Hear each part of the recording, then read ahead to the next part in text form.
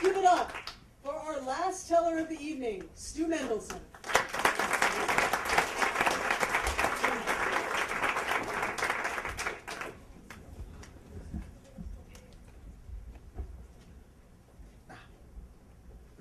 I think we picked a good title for our theme tonight, Errors of Love. Because I think the Beatles had it right. If you know their song, goes, who knows how long I love you? You know I always will. I will wait a lonely lifetime. If you want me to, I will. Because very often in love, we have to wait a very lonely lifetime. I'm not saying I haven't been in love or not in love now, but there are times when I might have thought I was in love, or times when things didn't go exactly as planned. Like there was the time in college. I had just transferred to this college. It was my second year in college. I was an anthropology major. I was sitting next to this woman who is 6'3", which, as you can see, is about taller than I am.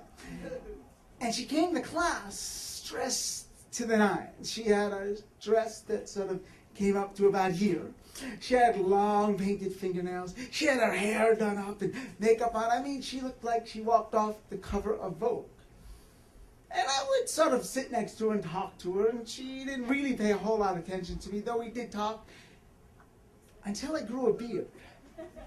Now, as soon as I grew a beard, all of a sudden, like we had these great conversations. She would tell me how, after class, she would go to modeling gigs, and that's why she came to class dressed in all these fancy clothes and these 12-inch high heels and all these weird things that she was wearing. And then eventually I got the nerve up and I asked her out, and she said yes. I was like, wow, this is great. This is the most beautiful woman I've ever dated, who've ever been interested in me. So I picked out a really nice restaurant, a nice pub, and we go out. And she calls me Antonio. Now, at first I skipped it. I said, I'm really bad with names, and I always get people's names wrong, but so I'll let it go. And we kept talking, and again she calls me Antonio.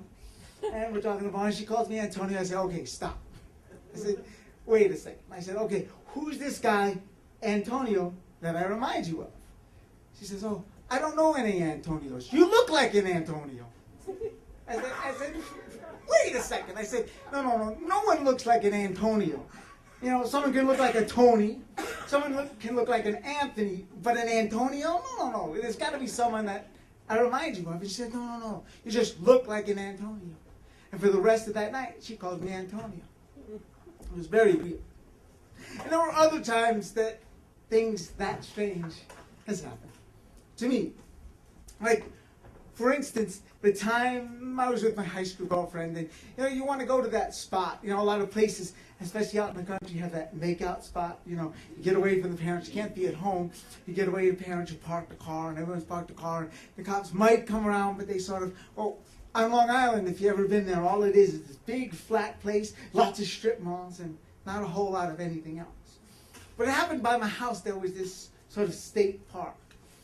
And so, we were sort of driving around looking for a place, and I pulled into the state park, figured, this is okay, there's nobody here. It's 9 o'clock at night, it's Saturday night, there's nobody here. And we pulled way back into this parking lot. There's not a car in sight, no lights, nothing. Said perfect.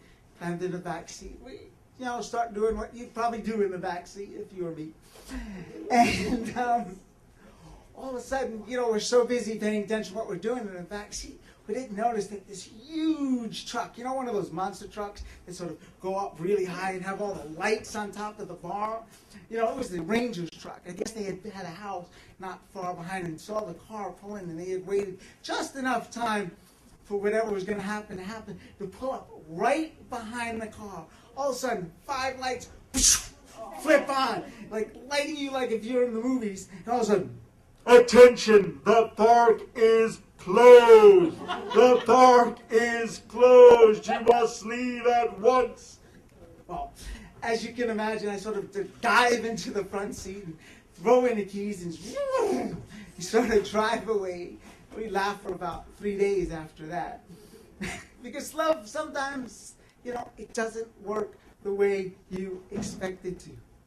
There was one other time that I can think of where love just didn't match up. You know what I'm talking about? It's like when the dog of the neighborhood falls for the cat of the neighborhood, and they try to sort of get together, but it sort of goes like that. It doesn't work. Well, that's this time. I remember being 16 years old.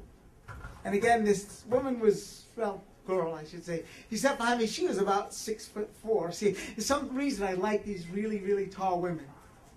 And I remember her sitting back there looking so beautiful and so sexy. I was just about to ask her out when her boyfriend came up and started giving her a kiss. Of course, to me, that was sort of like, well, I guess this is probably not a good idea.